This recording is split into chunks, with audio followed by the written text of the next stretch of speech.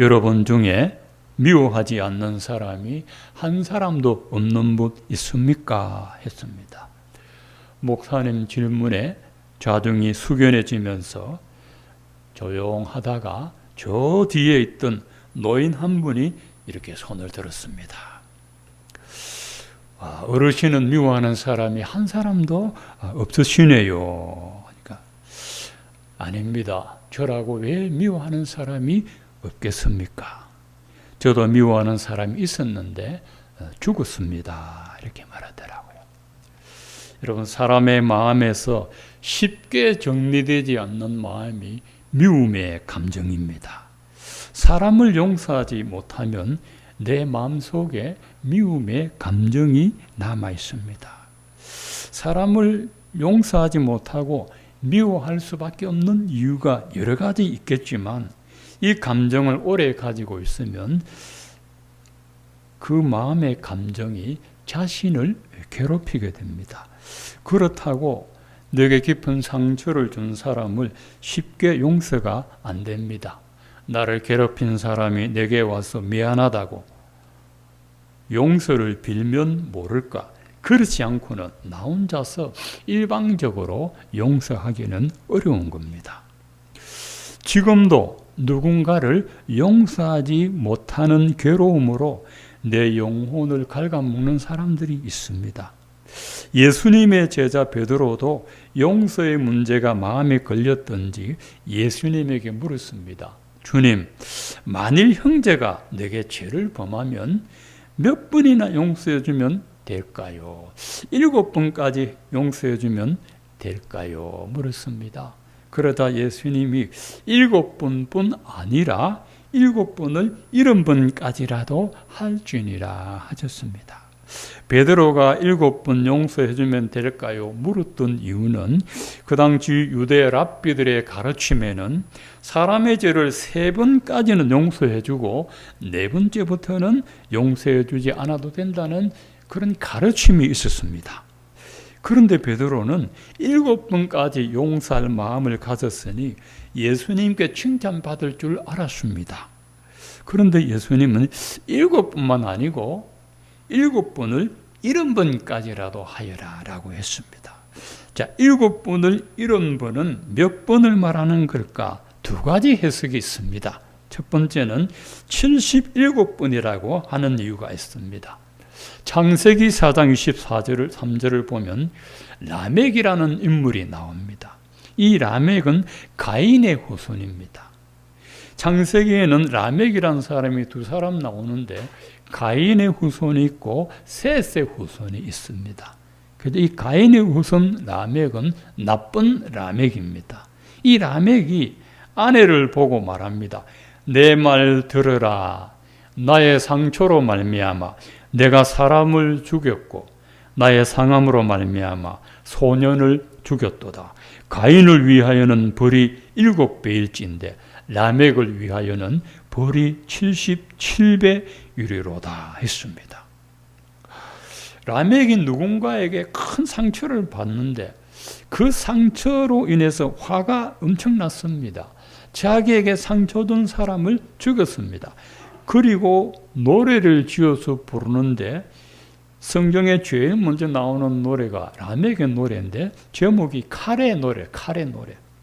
가인을 괴롭히는 사람에게는 내가 7배로 갚아주겠고 라멕을 괴롭히는 사람에게는 내가 77배로 갚아주겠다 하는 노래를 불렀습니다. 가인은 라멕의 할아버지입니다. 자, 라멕의 마음에 미움의 감정이 얼마나 컸으면 77배로 갚아주라고 했습니까? 그래서 77번 용서하라는 말이 여기서 나왔습니다. 또 하나는 490번이라는 겁니다. 7번을 70번 하면 곱하면 490번이 됩니다. 그런데 사람이 77번 용서하기도 어렵고 490번은 더 어려운데 예수님은 용서의 횟수를 말씀하신 것이 아니라 무한정으로 용서해 주라는 명령입니다. 예수께서 우리가 무한정으로 용서해야 하는 이유를 오늘 비유로 말씀하셨습니다. 그러므로 천국은 그 종들과 결산하려 하던 어떤 임금과 같으니라고 했습니다. 지난주일 말씀에는 천국은 품권을 얻으려고 나간 집주인과 같다 했는데, 오늘도 역시 천국은 그 종들과 결산하려 하던 어떤 임금과 같다 했습니다. 모든 사람이 임금 앞에서 결산을 하고 있는데, 임금에게 1만 달란트의 빚을 진 종을 하나 데리고 왔습니다. 이 사람은 1만 달란트의 빚을 갚을 돈이 없습니다. 그 당시 로마 황제가 여러 나라를 지배하고 있습니다. 해마다 그 지배하던 나라에서 세금을 거두었는데, 그 세금을 합하면 약 1만 달란트가 되었다고 합니다. 그런데 그 중에 영국도 세금을 받았는데, 그 당시 영국은 로마의 지배를 받았습니다. 영국은 이탈리아에서 배를 타고 가야 합니다. 그런데 영국이 제일 가난한 나라였습니다. 그래서 세금도 얼마 안 되었습니다. 유대에서는 600달란트, 예루살렘에서는 빌라도 총독이 200달란트, 그래도 800달란트의 세금을 해마다 로마 정부에 바쳤는데, 영국은 그것도 안 돼요. 그 배를 타고 세금 받으러 가는 왕복 교통비나 세금이나 똑같아서 아예 안 가고 포기해버렸습니다. 옛날에는 그렇게 영국이 못 산 때가 있었습니다. 그 말씀을 지금 배경으로 하고 있습니다. 그래서 1만 달란트 빚진 종을 임금이 호통을 쳤습니다. 저 사람의 몸과 아내의 몸과 자식들의 몸과 주 사람이 가진 소유를 다 팔아서 내게 진 빚을 갚으라고 하라고 명령을 했습니다. 이 종이 어떻게 1만 달란트의 빚을 갚을 수 있겠습니까? 종이 임금 앞에 엎드려서 빕니다. 임금님, 내게 조금만 더 참아주세요. 내가 빚을 다 갚겠습니다. 임금이 보니 그 종이 너무 불쌍하게 보였던지, 그리고 그 종은 절대로 이 빚을 갚을 수 없다고 판단이 되었던지, 그 종이 진 1만 달란트의 빚을 완전 탕감해 주었습니다. 한 푼도 남김없이 완전 탕감해 주었습니다. 주인에게 1만 달란트 빚진 종에게 주인은 호의를 베풀어서 빚을 탕감해 주었습니다.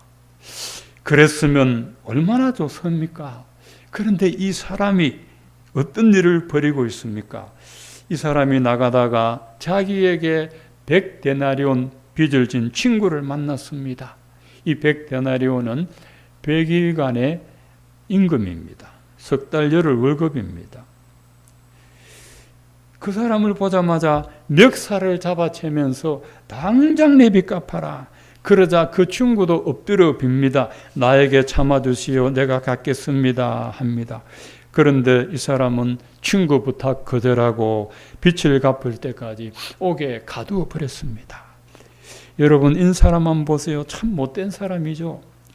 자기도 주인에게 1만 달란트 빚 못 갚아서 손이 발이 되도록 싹싹 빌어가지고 탕감받았는데, 자기에게 석 달 열흘 월급 빚진 이 친구가 싹싹 빌면서 액을 하는데 야멸차게 뿌리쳤습니다.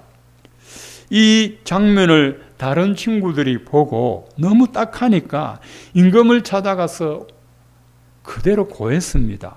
그러다 임금이 그 종을 다시 불러가지고, 이 악한 종아, 네가 나에게 빌기에, 네가 나에게 참아달라고 하기에 내가 너의 빚을 전부 탕감해 주었으면, 너도 내가 너를 불쌍히 여긴 같이 너도 너의 친구를 불쌍히 여겨주는 것이 마땅치 아니하냐 하고, 이 악한 종을 빚을 다 갚을 때까지 옥에 가두어라 했습니다. 임금의 빚진 종을 옥에 가두면 주인의 빚을 갚을 수가 없겠죠. 아예 못 갚으니까 너는 갚지 말고 평생 감옥에서 죽음을 맞이하라는 주인의 최후 통첩이었습니다. 1만 달란트의 빚을 탕감받고도 자기 친구를 용서하지 못해서 다시 감옥에 갇힌 어리석은 종을 보면서 여러분은 어떤 생각이 드십니까? 이렇게 엄청난 빚을 탕감받았으면 자기 친구가 갚아야 할 빚 정도야 얼마든지 아량으로 면제해 줄 수 있지 않겠습니까? 그런데 이 어리석은 사람이 끝까지 빚을 갚으라고 목을 조르고 있습니다. 주인에게 1만 달란트의 빚을 탕감받은 종이 자기에게 100데나리온 온 빚진 사람을 용서해주고 그 친구와 같이 사이좋게 살아가는 것이 행복하겠습니까? 그 친구의 숨통을 조르고 끝까지 괴롭혀야 좋겠습니까? 오늘 이 말씀은요, 이 세상 마지막 날이 되면 하나님께서 우리 한 사람씩 불러놓고 결산을 하는데 하나님이 우리가 얼마나 용서하고 살았는지 결산을 하십니다. 하나님께서 우리가 얼마나 용서하며 살았는지를 결산하십니다. 우리는 하나님께 1만 달란트의 빚을 탕감받았다는 사실을 먼저 알아야 됩니다. 우리가 하나님께 빌린 돈의 액수가 1만 달란트라는 말이 아닙니다. 우리가 하나님께 지은 죄의 빚을 화폐 가치로 1만 달란트라는 것입니다. 이 1만 달란트는 요즘 화폐 가치로 하면 몇 조 원이 됩니다. 한 사람이 영원히 갚을 수 없는 돈입니다. 여러분, 몇 조 원이라 했더니 감이 안 오죠. 1,000억 하면 감이 오지. 그 9천억 다음에는 1조입니다. 만억이라 안 하고. 굳이 말한다면 이게 몇만 억이라는 것이죠. 우리가 하나님께 준 죄의 빚은 우리 힘으로는 절대로 갚을 수 없습니다. 그런데 하나님께서 우리가 지은 죄를 완전 탕감해 주셨습니다. 우리 찬송가에 보면은 널 울어도 눈물로서 못 갚을 줄 알아. 몸 밖에 드릴 것 없어 이 몸 바칩니다. 합니다. 하나님께서 우리의 죄를 탕감해 주신 것을 용서라고 합니다. 용서. 우리가 하나님 앞에서 얼마나 큰 죄의 빚을 졌습니까? 어떤 분은 내가 무슨 죄가 지었다고, 내가 무슨 험한 죄를 지었다고 예수님이 날 위해 십자가에 죽느냐, 그렇게 되묻는 사람이 있습니다. 하나님께서 우리에게 베풀어 주신 그 용서는 자기 독생자를 십자가에 매달아 죽이실 만큼 우리의 죄는 큽니다. 내 지은 죄 다 지시고 못 박히셨으니 웬일인가 웬 은혜인가 그 사랑 크셔라 했습니다. 하나님께서 우리의 죄를 용서해 주신 것처럼 우리도 용서하면서 살아야 합니다. 1만 달란트의 빚을 탕감받은 사람이 자기에게 100데나리온의 빚을 진 사람의 빚을 탕감해 주지 못하는 것이나 하나님께 엄청난 죄의 빚을 용서받고도 다른 사람의 잘못을 용서해 주지 못하는 내 마음이나 똑같습니다. 우리는 하나님 앞에서 빚진 자의 심정으로 살아야 됩니다. 우리는 하나님께 크게 세 가지 빚을 졌습니다. 첫째는 복음의 빚을 졌습니다. 로마서 1장 14절에 헬라인이나 야만인이나 지혜 있는 자나 어리석은 자에게 다 내가 빚진 자라. 그러므로 나는 할 수 있는 대로 로마에 있는 너희에게도 복음 전하기를 원하노라 했습니다. 사도 바울이 헬라인이나 야만인이나, 이 헬라인은 지식인이고 야만인은 어리석은 사람입니다. 세상 모든 사람들에게 내가 빚을 졌다 했습니다. 그 빚은 복음 전해야 될 빚을 졌습니다. 우리가 복음 전해야 하는 이유는 우리가 먼저 복음의 빚을 졌기 때문에 그랬습니다. 우리는 세상 모든 사람들에게 복음의 빚진 자라는 것을 기억하고 우리가 복음 전해야 합니다. 두 번째는 사랑의 빚을 졌습니다.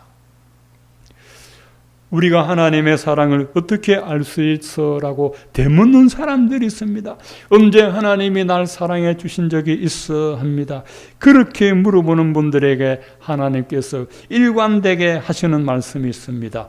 요한일서 4장 9절에 하나님의 사랑이 우리에게 이렇게 나타난 바 되었으니 하나님이 자기 독생자를 세상에 보내심은 그로 말미암아 우리를 살리려 하심이라. 사랑은 여기 있으니 우리가 하나님을 사랑한 것이 아니요 하나님이 우리를 사랑하사 우리 죄를 속하기 위하여 화목제물로 그 아들을 보냈었습니다.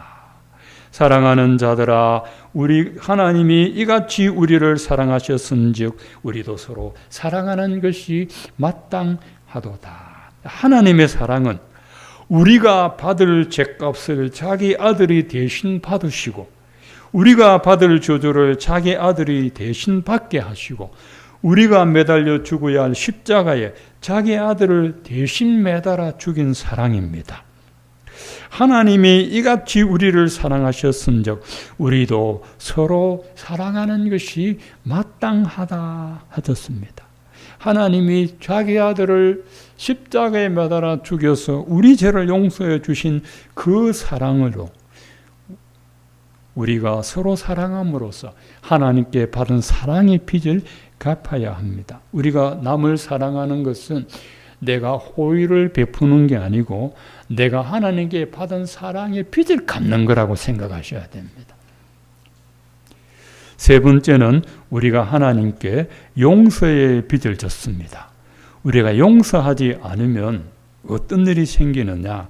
요한일서 3장 14절에 우리가 형제를 사랑함으로 사망에서 생명으로 돌아간 줄 알거니와 사랑하지 아니한 자는 사망에 머물러 있느니라. 그 형제를 미워하는 자마다 살인하는 자니 살인하는 자는 영생이 그 속에 거하지 아니하는 것을 너희가 아는 바라라고 했습니다. 용서하지 않으면 영생을 얻지 못한다 하셨습니다. 사람을 미워하면 아직도 구원을 받지 못하고 사망에 머물러 있는 사람이라 하셨습니다. 여러분, 사람 용서하지 못하고 미워하는 것은 오늘 말씀에 보면은 살인하는 자라. 미움도 살인입니다. 살인죄는 영생을 얻지 못합니다. 사람을 용서하지 못하면 자기도 사망을 당하고 남도 죽이는 이중살인이 됩니다. 여러분, 죽을 때까지 용서하지 못하고 미움의 감정 부리지 못한다면은 하나님이 만드신 감옥에 우리를 가두어서 영원히 나오지 못하게 하십니다. 35절에 보면 너희가 각각 마음으로부터 형제를 용서하지 아니하면 너희 하늘 아버지께서도 너희에게 이와 같이 하시리라 했습니다.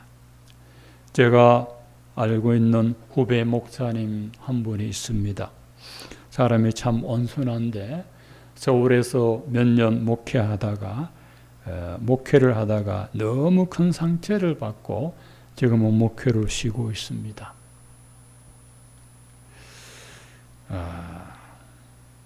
그 목사님이 어떤 상처를 받았냐 하면, 여러분, 교회는 세상과 달라야 하지 않습니까? 여러분, 그렇죠.